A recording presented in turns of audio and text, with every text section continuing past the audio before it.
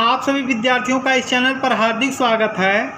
इस टॉपिक में हम यूपी बोर्ड क्लास 10th के चैप्टर नंबर 3 के सभी बहुविकल्पीय प्रश्नों का अध्ययन करेंगे, क्योंकि आप सभी लोग जानते होंगे कि 2022-23 परीक्षा में आपके प्रत्येक सब्जेक्ट में 20 नंबर ऑब्जेक्टिव प्रश्न आएंगे और प्रत्येक प्रश्न आपका 1 नंबर का होगा।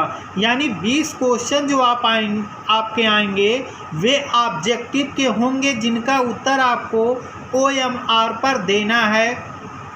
तो यह क्लास 10th का सामाजिक विज्ञान भाग 1 का तीसरा चैप्टर इतिहास का है।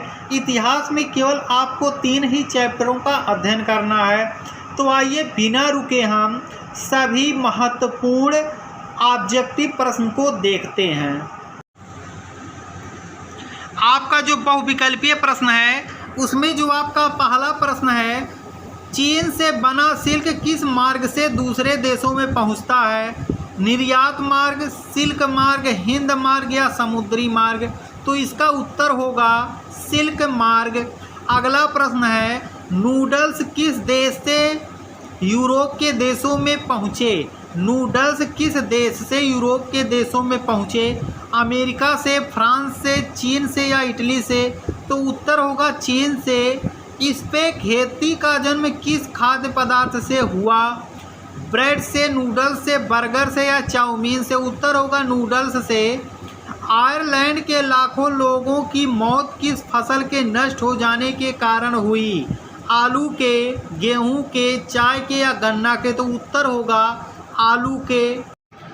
अगला जो महत्वपूर्ण प्रश्न है, किस देश की खोज के उपरांत विश्व में अनेक महत्वपूर्ण परिवर्तन हुए? जापान, अमेरिका, भारत या ब्रिटेन? तो उत्तर होगा अमेरिका, जिसकी खोज 1492 में कोलंबस ने की थी।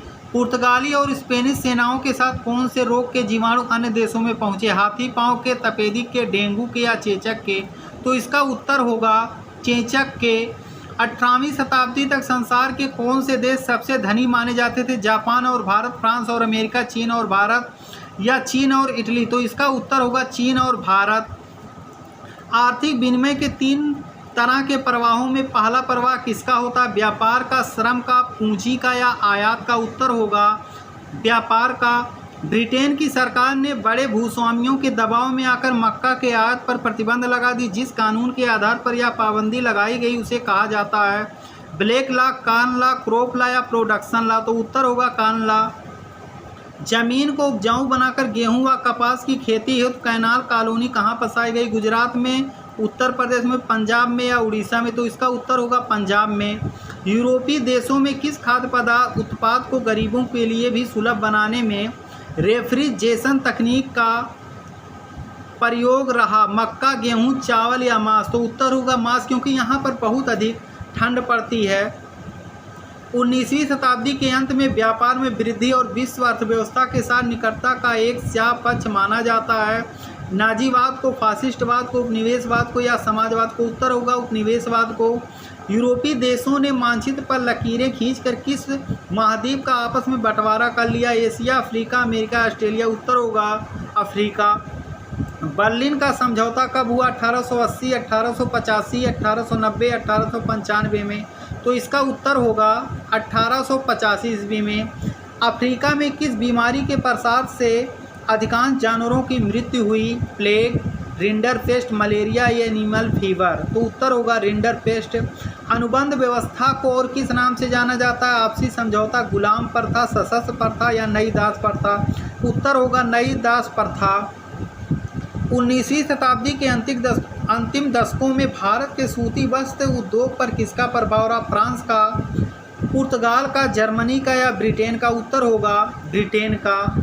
अगला जो आपका प्रश्न है, 1914 ईस्वी से 1919 के बीच विश्व के शक्तिशाली देशों की आपसी औपनिवेशिक प्रतिस्पर्धा और उनके साम्राज्यवादी इरादों के कारण कौन सा युद्ध हुआ?